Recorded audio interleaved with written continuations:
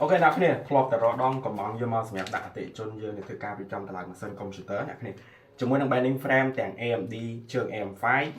ទាំង Intel ប្រភេទ CPU Core Ultra គឺយើងមាន stock ឲ្យសម្រាប់បងប្អូនដែលគាត់មានបំណងចង់ធ្វើការទិញយកទៅដាក់ជាមួយនឹងម៉ាស៊ីនកុំព្យូទ័រដែលគាត់បានធ្វើការតម្លើងរួចអ្នកគ្នាហើយអ្នកគ្នា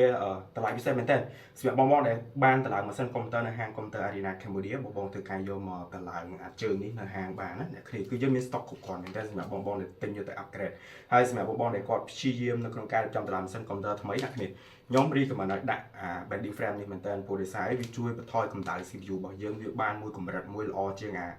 OEM របស់វាមកអ្នកគ្នាហើយពួកយើងមានទាំង AM5 អ្នកគ្នាចាំមើលរូបរាងវាតិច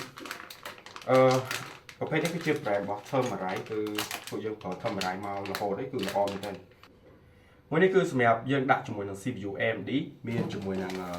ដូចជា Ryzen 9800X 3D Ryzen 9 9950X 50X 3D ហ្នឹងគឺអូខេតែម្ដងហើយរបស់ Intel វិញគឺ LGA 1851ឥឡូវយើងទៅមើល LGA 1851សម្រាប់ជើង LGA 1851គឺដាក់ត្រូវជាមួយនឹងប្រភេទ CPU Core Ultra អ្នកគ្នាដែលមានជាមួយនឹង Core Ultra 7 26 5K Core Ultra 5 Core Ultra 9ហើយប្រភេទ LGA 1851នេះគឺដាក់ត្រូវជាមួយនឹង motherboard C89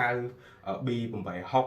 ឲ្យតែ CPU តាក់ទងជាមួយនឹង CPU Core Ultra គឺដាក់បានទាំងអស់តែម្ដងអញ្ចឹងទាំង AMD ទាំង Intel គឺពួកយើងមាន stock សម្រាប់បងប្អូនដែលកំពុងតែស្វែងរកជាមួយនឹង binding frame នេះផងដែរហើយបញ្ជាក់បងប្អូនគឺតម្លៃពិសេសមែនទែនសម្រាប់ការ upgrade នៅហាងណាអ្នកទាំងគ្នាបងប្អូនអាចស្វែងរកបានមាននៅក្នុងហាង Computer Arena Cambodia តាក់ទងមកកាន់ពួកយើងឥឡូវនេះជាមួយនឹងតម្លៃ special ផងដែរហើយយើងជួបគ្នាម្ដងទៀតនៅលើវីដេអូថ្មីបាទបាយបាយ